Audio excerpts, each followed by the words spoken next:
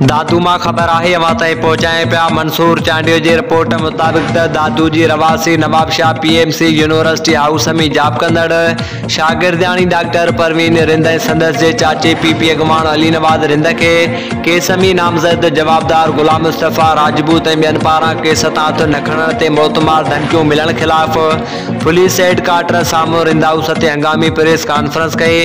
उन मौक़े ते शागिर्दियाणी परवीन रिंद मीडिया साम्हूं रोईंदे ॿुधायूं त कुछ वक्त अॻु जवाबदार गुलाम मुस्तफ़ा राजपूत ऐं ॿियनि मूंखे हिरास करे तशद्दुद कयो हो। अहिड़ो केस हैदराबाद नवाब शाह जी अदालतुनि में हलंदड़ आहे, जंहिं ते मुलविस जवाबदारनि पारां ऐं दादू पुलिस पिणु जवाबदारनि सां बेटो बणियल आहे। मुतहफ़िज़ लाइ दादू SSP डॉक्टर अब्दुल ख़ालिक़ पीरज़ादो खे ऑफिस वञी दरख़्वास्त ॾिनी, पर मूं ग़रीब मज़दूर जी धीअ हुजण करे पुलिस तहफ़्फ़ुज़ फ़राहम नाहे कयो।